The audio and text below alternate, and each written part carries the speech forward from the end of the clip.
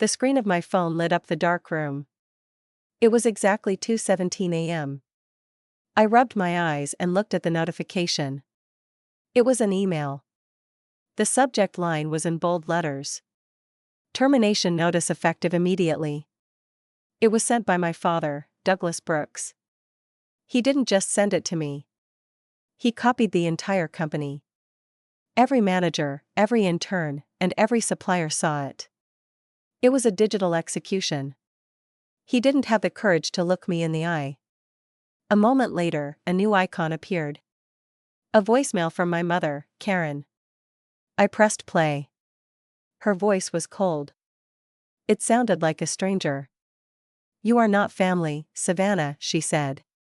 "Don't come back. We are moving on without you." The message ended with a click. I sat there in the silence of my apartment. I waited for the tears. I waited for the pain to hit my chest, but the tears did not come. My hands did not shake. Instead, I felt my shoulders drop. The heavy weight I had carried for 5 years was suddenly gone. I looked at the phone and whispered one word into the darkness. Finally, before we dive in, make sure to like this video, subscribe to the channel, and drop a comment below telling me where in the world are you watching from. I put my phone down on the nightstand. The screen went black. The room was quiet, but my mind was loud. My mother said I was not family. My father said I was terminated.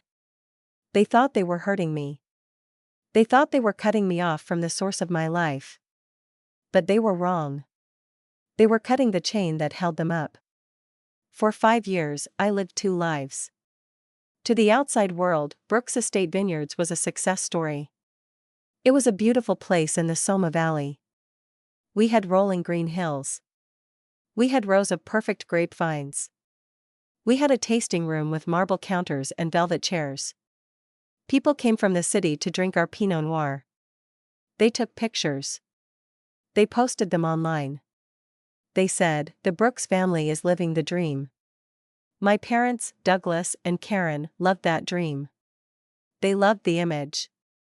They loved walking into a restaurant in town and having the owner shake their hands. They loved being the owners. But owners are supposed to pay the bills. Owners are supposed to understand math. My parents did not understand math. They only understood spending. I remember the day the invisible chain started. It was 5 years ago. I was 24. I had just moved into a small apartment in San Francisco to start my own career. I wanted distance. I wanted to be my own person. Then the phone rang. It was the vineyard manager, Louise. "Savannah," he whispered. "The power company is here. They're going to cut the line. The pumps for the irrigation won't work. The grapes will die. Put my father on." I said, "He is not here," Louise said. "He is at a golf lunch. He is not answering his phone." "Savannah, please.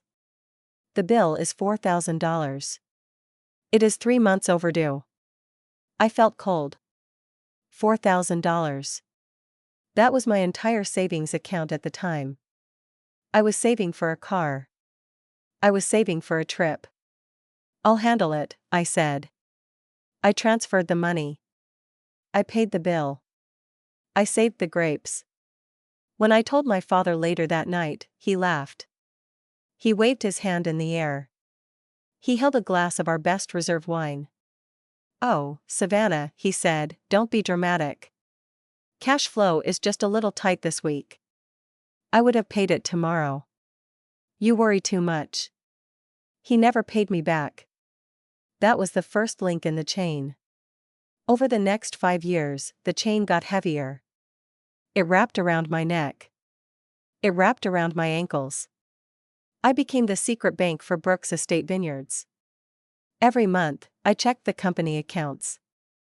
Every month, they were red. My father bought a new truck for the business. My mother redecorated the guest house. They went to Europe to research other vineyards. They spent money like water. Meanwhile, the staff needed to be paid. The taxes needed to be paid. The glass bottles needed to be bought. So, I paid. I worked a full-time job in the city as a financial analyst. I made good money, but I didn't keep it. I lived in a cheap apartment. I drove an old car. I bought my clothes at discount stores. Every month, I transferred 30% of my salary into the Vineyard account. I didn't tell them I was doing it. If I told them, they would just spend more. I simply covered the holes they dug. I told myself I was doing it for the legacy. I told myself I was doing it for the land. But deep down, I knew the truth. I was doing it because I wanted them to love me. I wanted them to see me. I thought if I saved them enough times, they would finally say, "Thank you, Savannah. We respect you." They never did. Then there was Landon. Landon is my older brother. He is 32. He is handsome. He has a perfect smile and great hair. He is the brand face of Brooks Estate. Landon does not know how to prune a vine. He does not know how to balance a spreadsheet. He does not know the difference between a debit and a credit. Landon's job was to exist. He spent his days at the vineyard taking photos. He posed next to the barrels. He posed with a glass of wine in the sunset. He posted stories on Instagram with captions like #hardwork, #HarvestSeason, #VintnerLife. I remember one specific Tuesday last October. It was harvest time. This is the busiest time of the year. The crews were working 18-hour days. The smell of crushed grapes was everywhere. I was in the back office. It was a tiny room with no windows. I was buried under piles of invoices. The glass supplier was threatening to stop shipments because we owed them $10,000. I was on the phone begging them for one more week. I was calculating how much of my own rent money I could spare to pay them. The door flew open. Landon walked in. He was wearing a white linen shirt and designer sunglasses. He looked like he just stepped out of a magazine. "Savannah," he shouted. "Great news." I covered the phone. "I'm busy, Landon." "What is it?" "I need $5,000, he said. I stared at him. "What? 5,000? He said, "There's a wine influencers conference in Miami next week. I have to go. It's huge for the brand. Everyone is going to be there. I need to book the flight and the hotel suite today." "Landon," I said, my voice shaking. "We can't afford that. We can barely afford the bottles for this harvest. I am fighting with the supplier right now." He rolled his eyes. He let out a loud sigh. "You are always such a downer, Savannah," he said. "This is marketing. You have to spend money to make money. Dad said I could go. He said to ask you for the check. Dad doesn't know the numbers." I said there is no money. Landon leaned against the door frame. He looked at me with pity. "Just figure it out, save," he said. "That's what you do. You're the math nerd. I'm the face. We all have our roles." He turned and walked out. 5 minutes later, I got a notification on my phone. Landon had posted a new photo. It was him sitting on the hood of his Jeep holding a bottle of wine. The caption read, "Building an empire takes grit. No days off. #grind." I looked at the invoices on my desk. I looked at my bank account app on my phone. I transferred the money. I paid the glass supplier. Then I used my credit card to book Landon's flight to Miami. I was invisible. My parents and Landon lived in a bright, shiny world. They walked on a stage that I built for them. They ate the food I bought. They drove the cars I leased. But they didn't see the floorboards. They didn't see the nails. They didn't see me underneath the stage holding the whole thing up with my bare hands. To them, the money just appeared. It was magic. If the light stayed on, they assumed they were brilliant business owners. If the payroll cleared, they assumed they were successful. They never asked how. They never asked where the money came from. They treated me like a secretary. Savannah, file this. Savannah, call the plumber. Savannah, why is the internet slow? I did it all. I fixed everything. I absorbed every crisis so they could sleep soundly in their big house on the hill. I thought I was being a good daughter.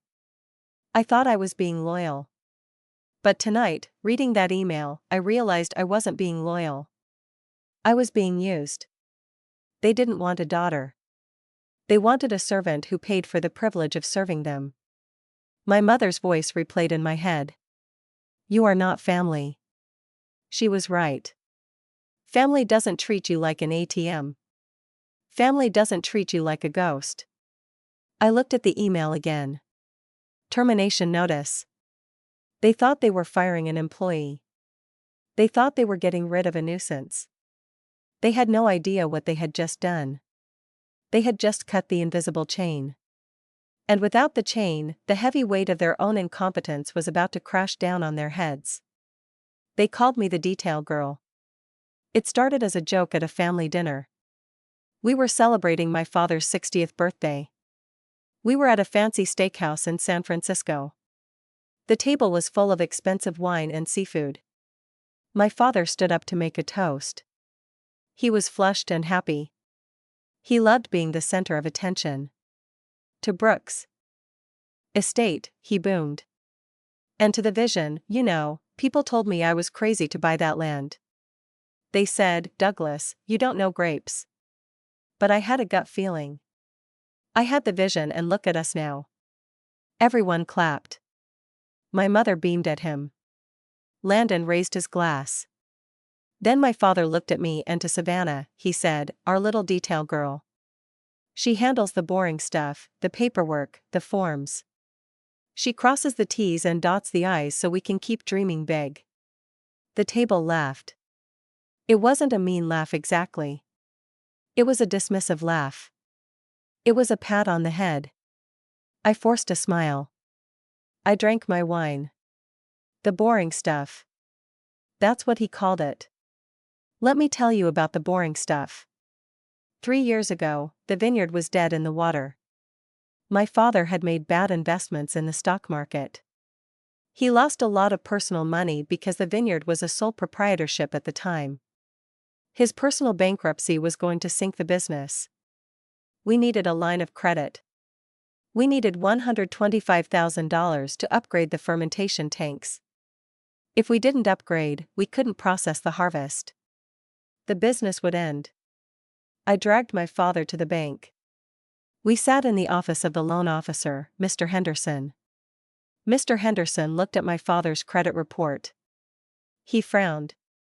He looked at the vineyard's tax returns, which were a mess because my father refused to hire a real accountant. I'm sorry, Douglas, Mr. Henderson said. The bank cannot approve this loan. Your risk profile is too high. The bankruptcy is still on your record. My father's face turned red. He started to yell. Do you know who I am? I am a pillar of this community. My wine wins awards. That may be true, Mr. Henderson said calmly.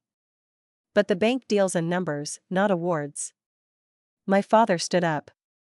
He was ready to storm out. He was ready to give up. I stayed seated. Sit down, Dad. I said quietly. He looked at me shocked. What? Sit down. I turned to Mr. Henderson. I opened my briefcase. I pulled out a folder. Mr. Henderson, I said, my name is Savannah Brooks. I have a credit score of 810. I have a steady income as a senior financial analyst. I have significant assets in my own name. I placed a stack of papers on the desk. I want to restructure the loan application. I said, I will be the primary guarantor. The credit line will be secured by my personal assets. I will take full legal responsibility for the debt. My father's mouth fell open. Mr. Henderson looked at the papers. He looked at me. He typed something into his computer. If you sign this, Miss Brooks, he said, you are on the hook. If the vineyard defaults, we come after you. We take your savings. We take your car. We garnish your wages. I understand, I said. I didn't look at my father. I signed the paper. We got the money. The vineyard survived. On the drive home, my father was quiet for 10 minutes. Then he cleared his throat. Well, he said, good thing you were there to handle the paperwork, sweetie. I really charmed him at the end, though, didn't I?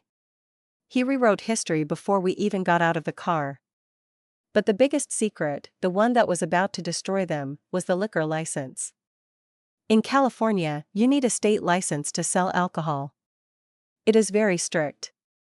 If you have a bankruptcy or certain legal issues on your record, the state will not give you a license. My father could not hold a license. So the license for Brooks Estate Vineyards, the legal permission to sell a single drop of wine, was in my name, not the company name, my name. I was the lessee. I was the responsible party. My parents knew this, of course, but they chose to forget it. It was just a detail. It was just a formality to me. It was a weapon. I was the shadow CEO. My mother picked the curtains. My father picked the wine labels. Landon picked the music for the playlists. But I picked the insurance.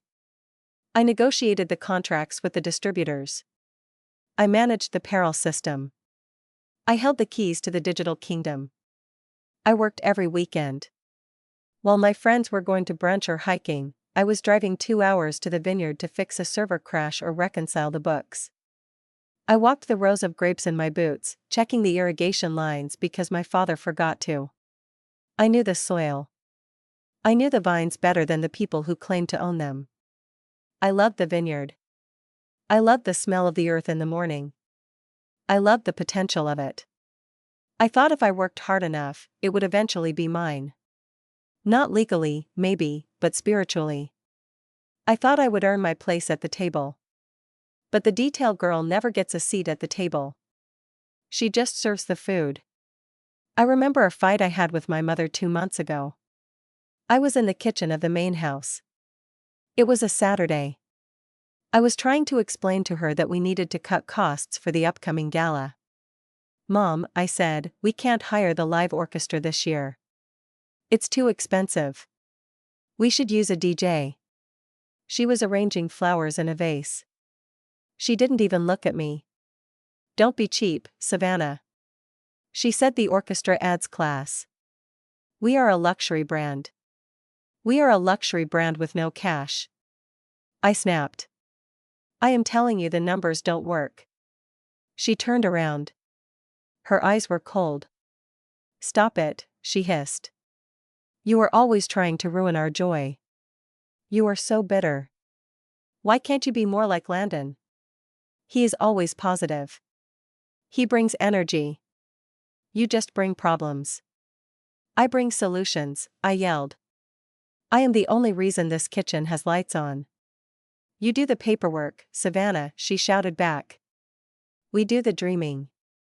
Without our vision, your paperwork is useless. Know your place. Know your place. That sentence burned a hole in my stomach. My place was in the back room. My place was in the shadows. My place was to be silent and pay the bills. I drove back to the city that night in tears. I cried the whole way. I felt trapped. I felt stupid. Why did I stay? Why did I keep saving them? Because I was afraid. I was afraid of losing my family. I was afraid that if I stopped paying, they would stop loving me. But tonight, the fear was gone. The email from my father changed everything. Termination notice. He fired the detail girl. He didn't realize that the detail girl owned the details. And in business, the details are everything. I sat in my apartment sipping a glass of water. It was 3:00 a.m. now. The city lights outside my window were blurry. I thought about the folder in my safe. Tracy Miller, my personal lawyer, had made me create it 2 years ago. Tracy was a shark. She saw my family clearly. Savannah, she had said, you need an exit strategy. You are personally liable for everything. If they sink the ship, you drown. We need to draft documents that can detach you instantly. I'll never use them. I had told her. They're my parents. Just keep them in the safe. Tracy had said, just in case. I stood up. I walked to my closet. I moved a box of shoes and pulled out the small fireproof safe. I typed in the code 0-4-1-9, my birthday. The birthday they forgot last year. The safe beeped and clicked open. I reached inside and pulled out a blue folder. I sat on the floor and opened it. The papers were crisp and white. Revocation of personal guarantee. Termination of agency. Notice of surrender of liquor license. My hands touched the paper. They felt cool. They wanted to move on without me. They wanted to be the owners without the detail girl. Okay, let's see how they like owning a vineyard that cannot sell wine, cannot pay staff, and cannot borrow a dime. I wasn't just an employee they could fire. I was the engine, and they had just thrown the keys away. I picked up a pen. It was time to sign. The word disloyal was stuck in my head. It was in the third paragraph of my father's termination email. Due to your disloyal conduct and inability to support the family vision, your employment is terminated immediately. Disloyal. I looked at the word on my laptop screen. The blue light from the monitor hurt my eyes. I thought about the Christmas 4 years ago. I didn't buy anyone presents. I told them I was broke. They made fun of me. They said I was a Scrooge. They didn't know I had used my Christmas bonus to pay the property tax on the vineyard so the county wouldn't put a lien on the land. I thought about the time Landon crashed the delivery van. He was drunk. He drove it into a ditch. I didn't call the police. I called a tow truck. I paid for the repairs out of my pocket so insurance wouldn't spike. I drove him home and put him to bed. I never told Mom and Dad. Disloyal. I looked at the papers spread out on my floor. My lawyer, Tracy, was smart. She knew this day would come. She knew that people who use you eventually resent you. They hate meeting you, so they try to get rid of you to prove they're strong. I picked up the first document, revocation of personal guarantee. This was the big one. This was the $125,000 line of credit. The bank allowed the vineyard to borrow that money only because I said I would pay it back if the business failed. My father used that credit line for everything.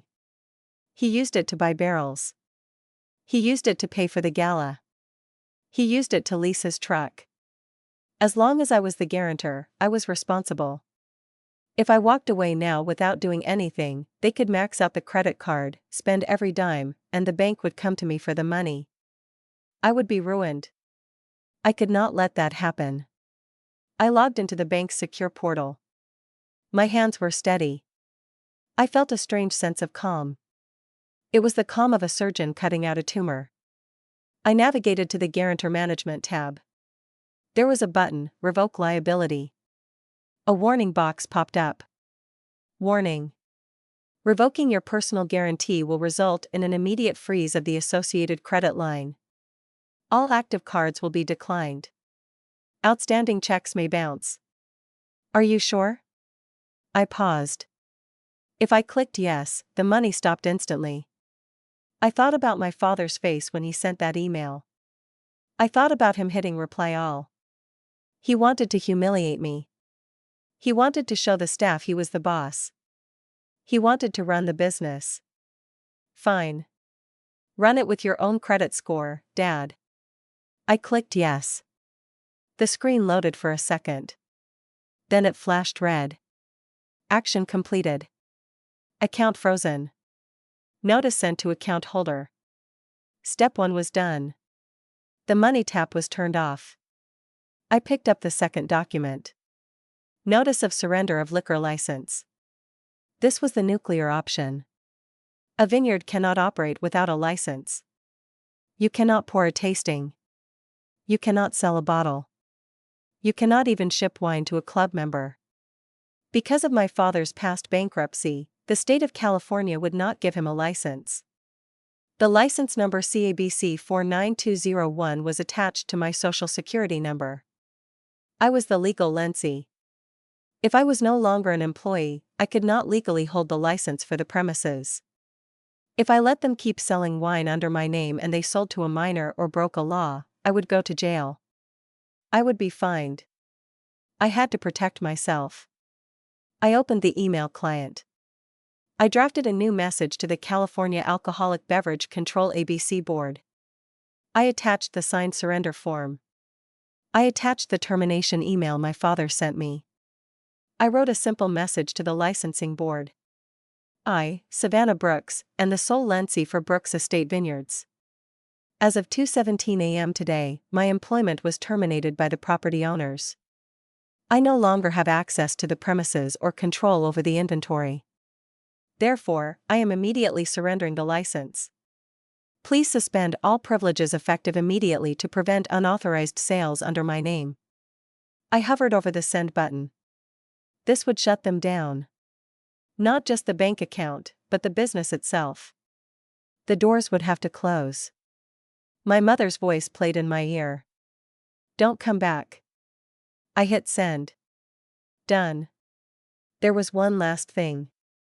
The agency. I was the administrator for everything digital, the payroll system, the distributor portals, the website domain, the email server. They were all registered to my personal email address and my phone number for two-factor authentication. I logged into the payroll system, Gusto. Tomorrow was payday. The staff, 20 people, were expecting their checks. The money for payroll came from the operating account, but the operating account was fed by the line of credit and I had just frozen the line of credit. The system showed a warning. Insufficient funds detected for auto payroll. Usually, I would transfer my own money to cover it or I would call the bank and beg for an override. Not tonight. I went to the admin settings.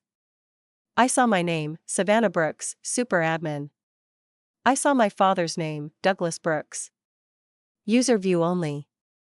I clicked on my father's profile. I changed his role from view only to administrator. Then I removed myself. A message popped up. You are about to remove your administrative access. You will no longer be able to manage this company. This action cannot be undone. Good. I didn't want to manage it. I didn't want to fix it.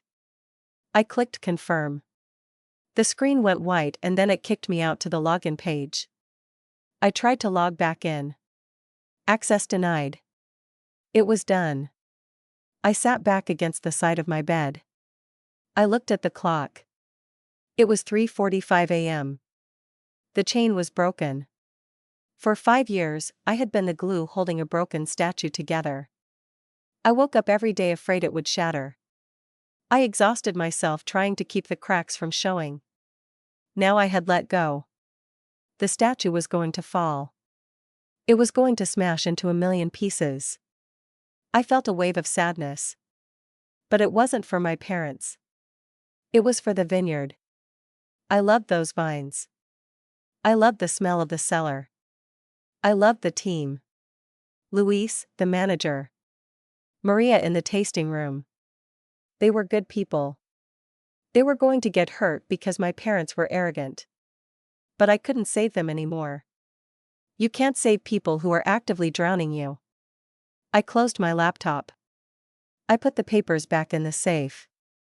I walked to the kitchen and poured the rest of the wine down the sink. I didn't want to drink it. It tasted like obligation. I went into my bathroom and washed my face. I looked in the mirror. I looked tired. I had dark circles under my eyes, but my eyes were clear. I was 29 years old. I was smart. I was capable. And for the first time in my adult life, I was free. I went to bed. I pulled the heavy duvet up to my chin. I expected to toss and turn.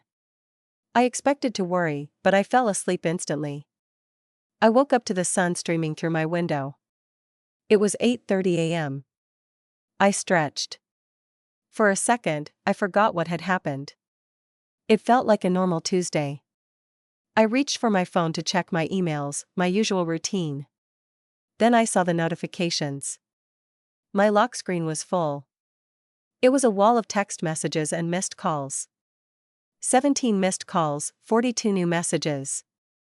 The panic had started. I didn't unlock the phone yet. I got up, walked to the kitchen, and made a pot of coffee. I wanted to be fully awake for this. I wanted to savor it. I poured the coffee into my favorite mug. I walked out onto my small balcony. The air in San Francisco was crisp and cool. I took a sip. It was hot and strong.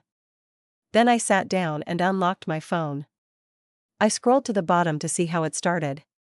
6:05 a.m. Louise, vineyard manager, Savannah. Good morning.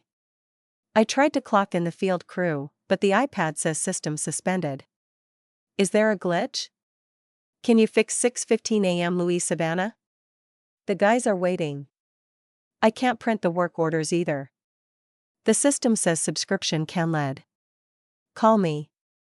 6:45 a.m. Maria, tasting room manager. Hey, sorry to bother you so early. I'm trying to open the register for the day. The point of sales system down. It says license invalid. What does that mean? We have a tour group coming at 10 o'clock. I took another sip of coffee. The license invalid message meant the alcohol board had processed my email. Their automated system was fast. When I surrendered the license, the state database updated. Our point of sale system, which checks the license status daily, locked up automatically. They couldn't sell a ticket. They couldn't open a bottle. 7:10 a.m. Landon. Yo, save. My company card just got declined at the gas station. Embarrassing as hell. There's plenty of money in the account, right? Fix it fast. I have a meeting. I laughed out loud. A real genuine laugh. Landon was probably standing at a Chevron station in his expensive Jeep, trying to look cool while the pump flashed, declined. He probably tried to swipe it 3 times. 7:15 a.m. Landon, answer your phone. Seriously, Savannah, I'm stuck here. I don't have cash. Welcome to reality, Landon. 7:30 a.m., Dad. Savannah, pick up immediately. 7:32 a.m. Dad, why am I getting alerts from the bank? It says credit line revoked. Did you do something? Call me now. 7:45 a.m.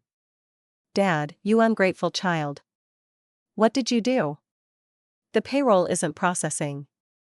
Louise is yelling at me. Fix this now. 8 o'clock a.m. Mom. Savannah, this isn't funny. Your father is very upset. Stop playing games and turn the systems back on. We are your parents. I stared at that message. We are your parents. 6 hours ago, I wasn't family. 6 hours ago, I was terminated.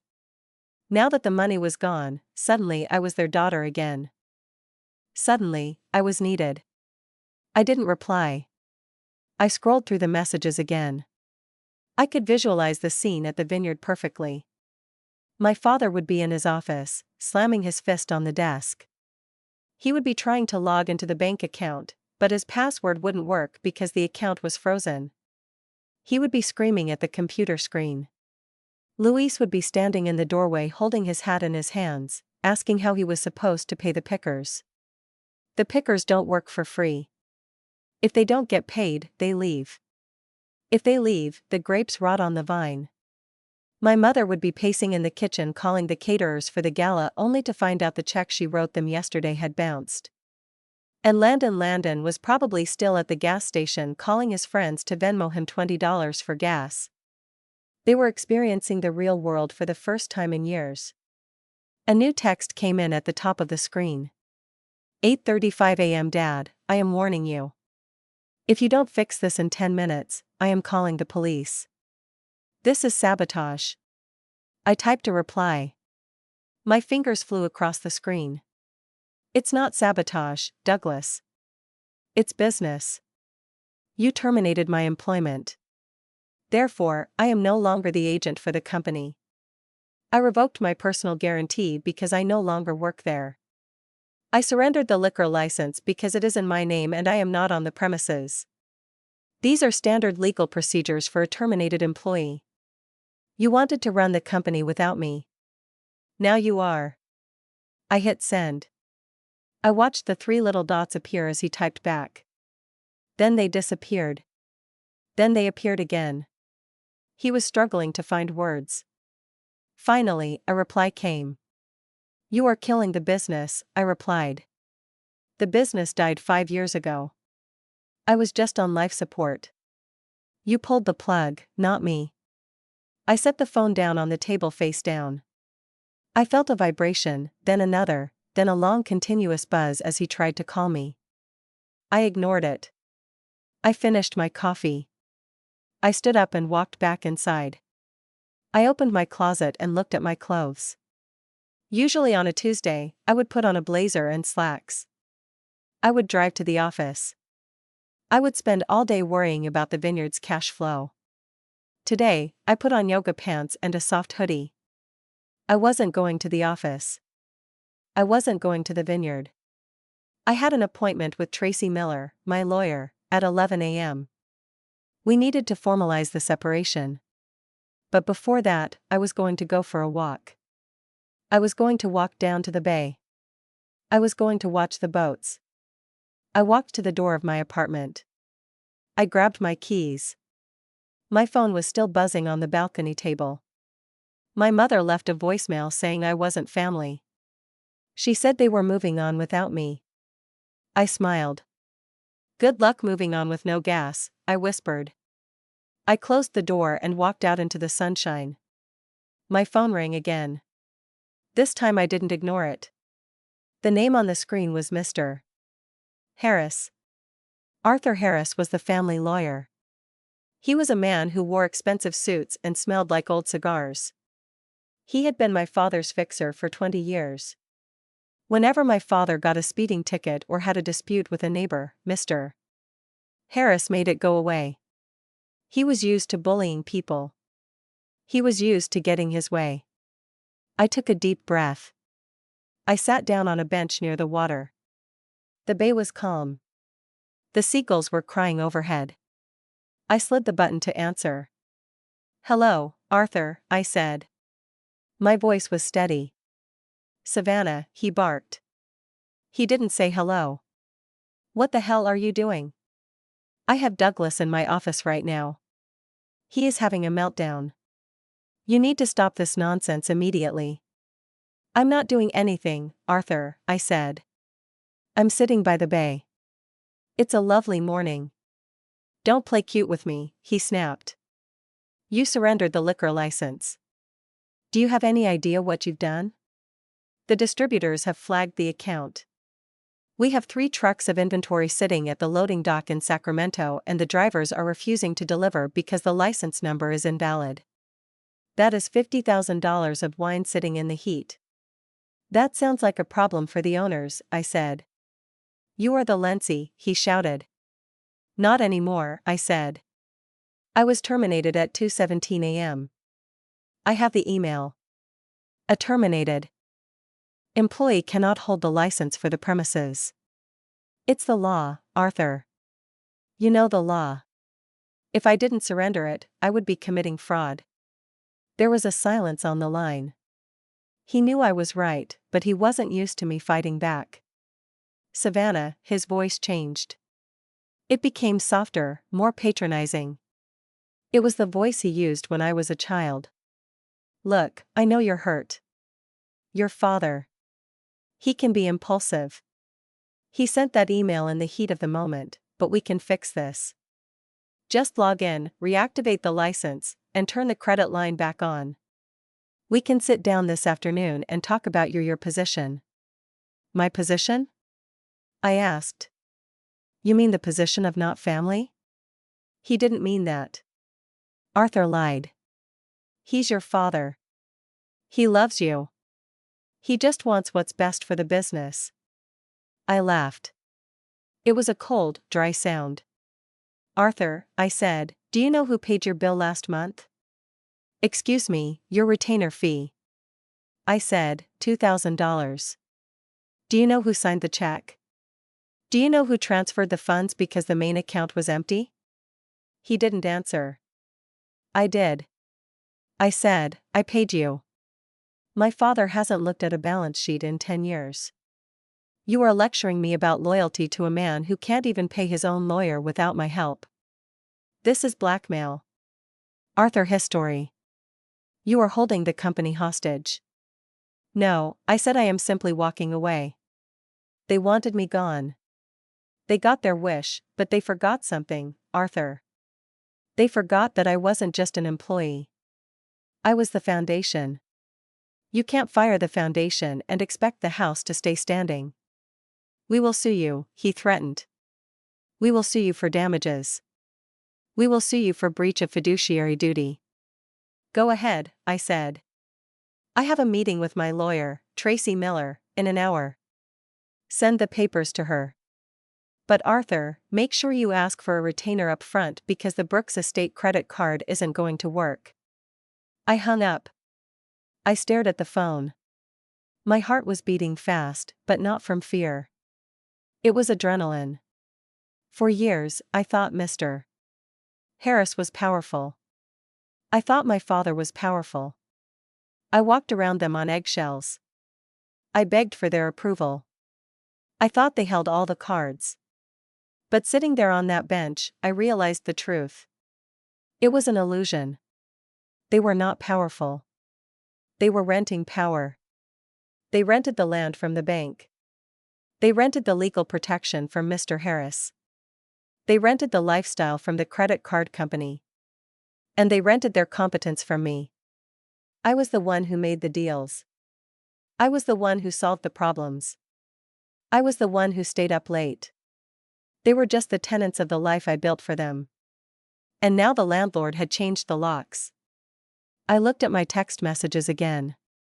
There was a new one from Louise. 9:15 a.m. Louise. Savannah, I'm sorry. I have to send the crew home. I can't ask them to work if I can't promise them pay. The grapes are ready to pick. If we don't pick them in 3 days, they will get too sweet. The sugar levels are already high. This vintage will be ruined. I felt a sharp pain in my chest. I closed my eyes. I could see the vines. I knew exactly which rows were ready. The block for Pont Noir. It was the best fruit we had grown in years. It was going to make an award-winning wine. If they didn't pick it, the birds would eat it. The sun would shrivel it. It would turn into raisins. It was a waste. A terrible sinful waste. But I couldn't go back. If I went back now, if I fixed it for them one more time, nothing would change. They would learn that they could treat me like garbage and I would still save them. I typed a reply to Louise. I am sorry, Lou. You are a good manager. You should call the temp agency and see if they have other work for your guys. Tell them I said you are the best. I put the phone in my pocket. I stood up and brushed the wrinkles from my yoga pants. The illusion was gone. My parents were just two scared people in a big house shouting at a computer screen that wouldn't obey them. I felt a strange sense of pity, but I didn't feel guilt. I turned and walked toward the financial district. I had an appointment to keep. Tracy Miller's office was on the 40th floor of a glass tower in downtown San Francisco. It smelled like expensive coffee and leather. Tracy was a sharp woman. She had short hair and piercing blue eyes. She didn't hug me when I walked in. She just nodded and pointed to the chair. You look terrible, Savannah, she said. Thanks. I said I had a rough night. I heard. She said I got the email notifications when you triggered the in case of emergency protocols. You revoked the guarantee and surrendered the license. Bold moves. I had to. I said they fired me. Tracy sat down behind her desk. She didn't look happy. She looked serious. More serious than usual. I know they fired you, she said. But do you know why? Because they are petty, I said. Because I refused to pay for Landon's trip to Miami. Because my mother hates that I understand math and she doesn't. Tracy shook her head. No, those are the reasons they hate you. But those aren't the reasons they fired you right now. At 2 a.m. on a Tuesday, she slid a thick folder across the desk. Take a look at this. I opened the folder. The top document was stamped confidential.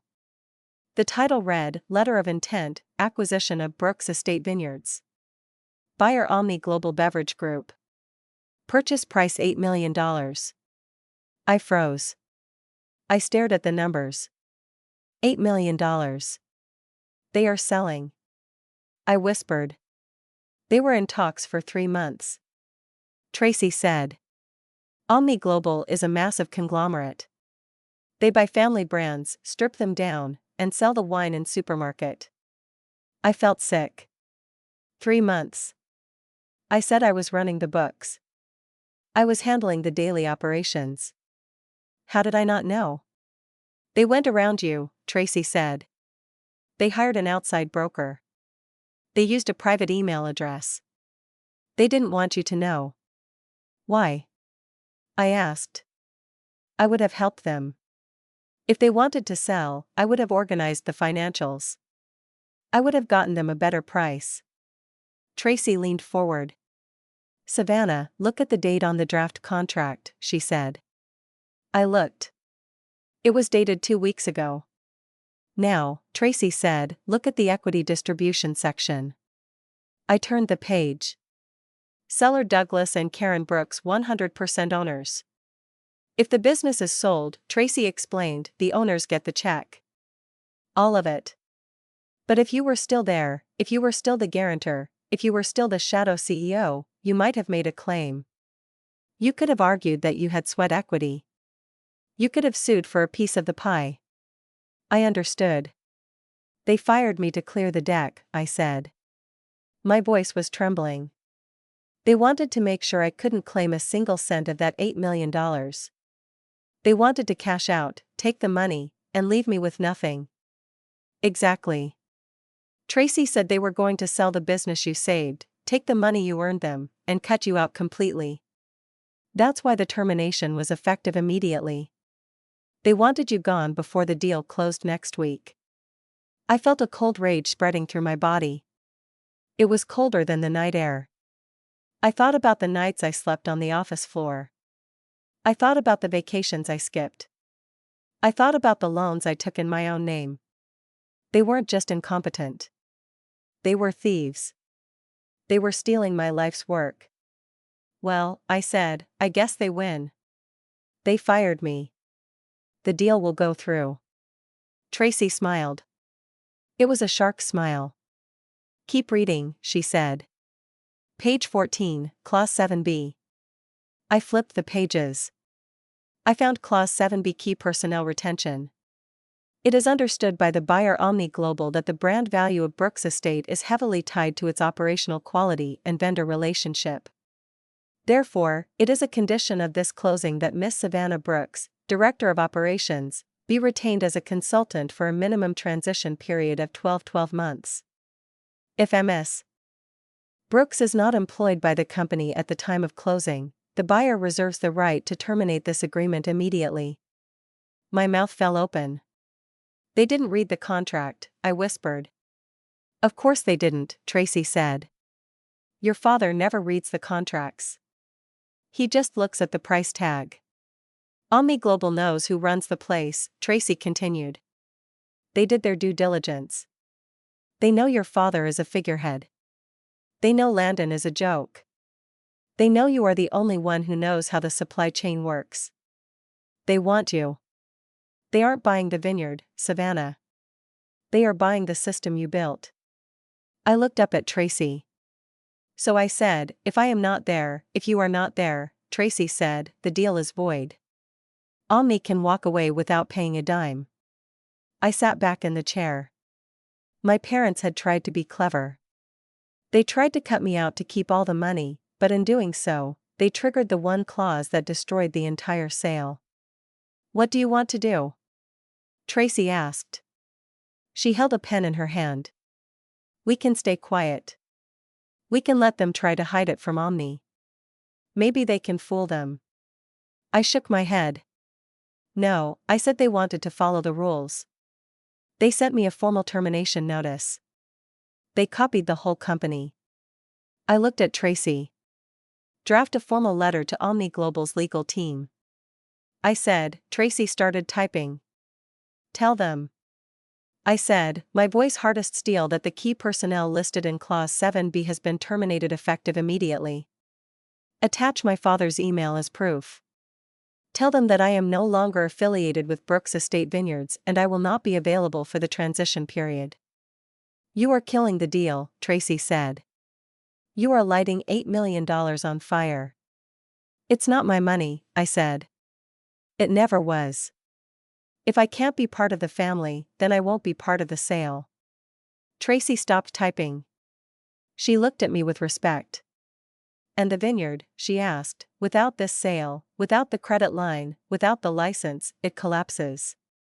I said, "Are you sure?" she asked. "Once I send this, there is no going back." I thought about my mother's voicemail. "We're moving on without you." I thought about my father's email. "Disloyal. They tried to sell me like cattle." "Send it."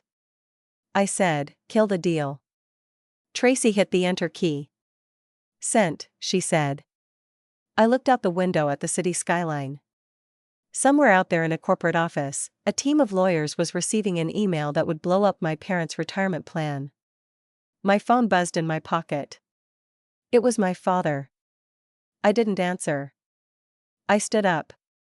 "Thank you, Tracy," I said. "Send me the bill on the house," Tracy said. That was the most fun I've had in years. I walked out of the office. I took the elevator down. I felt lighter. They wanted to play business. They wanted to play hardball. They just struck out. That evening was supposed to be the highlight of the year, the annual Harvest Gala. Tickets were $500 a person. The guest list included the mayor, local celebrities, and our biggest wine club members. This was the night my parents pretended they were royalty. I wasn't going to go. I had no reason to be there. But I had left a box of personal things in my office, photos of my grandmother, my degree, a few books. I didn't want them to throw my things in the trash. So, at 7 p.m., I drove to the vineyard. As I pulled up the long driveway, I expected to see lights. I expected to hear music.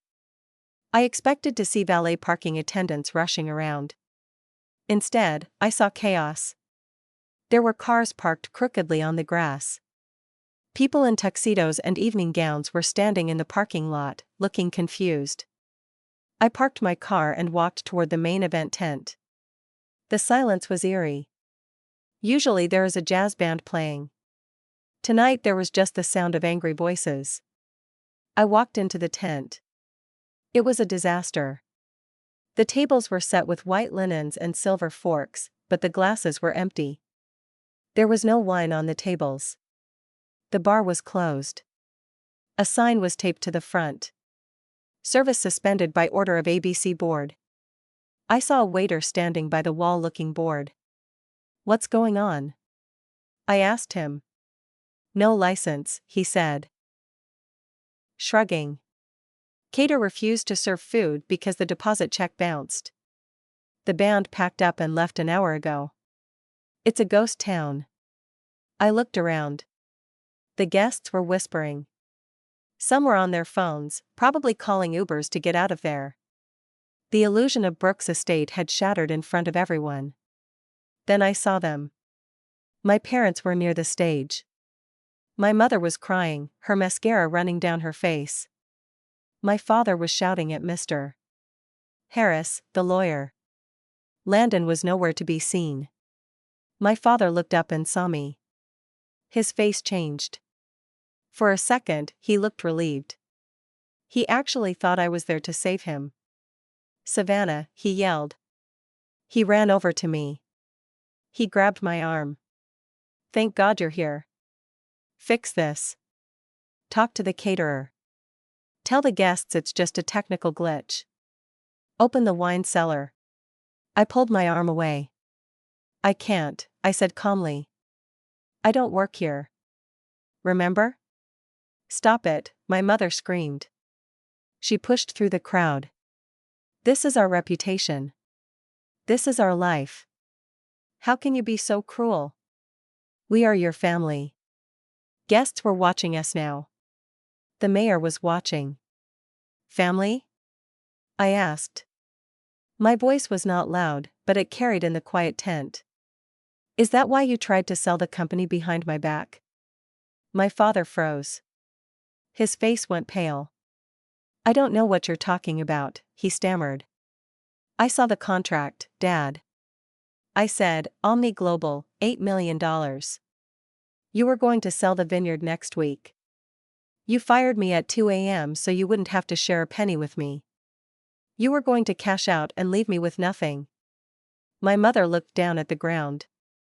She couldn't look me in the eye. "It was a business decision," my father whispered. "We needed the money to retire. You are young. You can find another job." "I know," I said. "And I did, but you made a mistake." I reached into my purse. I pulled out a copy of the email Tracy had sent to Omni Global an hour ago. "You didn't read the contract," I said. Clause 7b. The buyer required me to stay on as key personnel. If I am not employed, the deal is void. I handed him the paper. "Tracy sent this to them. They know you fired me. They know I'm gone." My father's hand shook as he read the email. He looked up at me with pure horror. "What did you do?" he gasped. "The deal? It was $8 million. It was our way out." "You fired your way out," I said. "Omni just pulled the offer, Dad. The deal is dead. You have no buyer. You have no credit line. You have no liquor license, and you have a tent full of angry people who want their money back." My father dropped the paper. He looked like he was going to faint. "You ruined us." My mother sobbed. "You ungrateful girl." "No," I said. "I just stopped saving you." I walked past them. I walked through the crowd of stunned guests. I went to the back office. My key still worked on the door. I went inside. It smelled like dust and old paper. I grabbed my box of things. I took the picture of my grandmother. I took my diploma. I looked at the desk where I had spent 5 years of my life. I looked at the computer screen, which was dark. I didn't feel sad anymore. I felt clean. I walked back out. My parents were still standing in the middle of the empty tent. The guests were leaving. The lights were flickering. I didn't say goodbye. I walked to my car, put the box in the passenger seat, and drove away. As I turned onto the main road, I looked in the rearview mirror. The vineyard was dark. The party was over. The collapse happened fast. It was like watching a building implode. The next morning, the news hit the local papers. Brooks Estate Gala disaster. License suspended. Guests flee. The bank called the loan 2 days later. Because I had revoked the guarantee. The bank knew the business was insolvent. They froze all remaining assets. They demanded full repayment of the $125,000 immediately. My father didn't have it. Vendors started suing. The glass company, the label printer, the fertilizer supplier, they all filed claims in small claims court. Landon was the first to run. 3 days after the gala, he posted a video on Instagram. He wasn't at the vineyard. He was in Los Angeles. "Hey guys," he said in the video. "Just wanted to announce I'm stepping away from the family wine business to pursue my true passion. Fitness modeling." The vibe there was just too toxic. Time for new beginnings. He didn't mention the bankruptcy. He didn't mention that he stole gas money. He just left them. My parents were alone. They tried to call me. My mother left voicemails crying. My father left voicemail shouting. Then they sent emails begging me to come back and talk to the bank. I deleted them all. I blocked their numbers. I wasn't being mean. I was protecting my peace. Without me to manage the cash flow, the electricity was cut off within a week. The irrigation pump stopped. The grapes, the beautiful block for Pinot Noir, shriveled on the vines. They turned into raisins. The birds ate them. It broke my heart to think about it, but it wasn't my harvest anymore. A month later, the foreclosure notice was posted on the gate. The bank seized the property. They scheduled an auction. I didn't go to the auction. Tracy went for me just to watch. She told me later what happened. It was sad, she said. Your father was sitting in the back row. He looked 20 years older. The land was sold to a developer who wants to build luxury condos.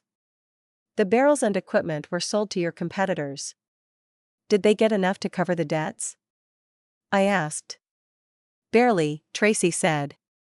After the bank took their share and the lawyers took theirs, your parents walked away with almost nothing. Maybe enough to rent a small apartment in town. And the $8 million? I asked.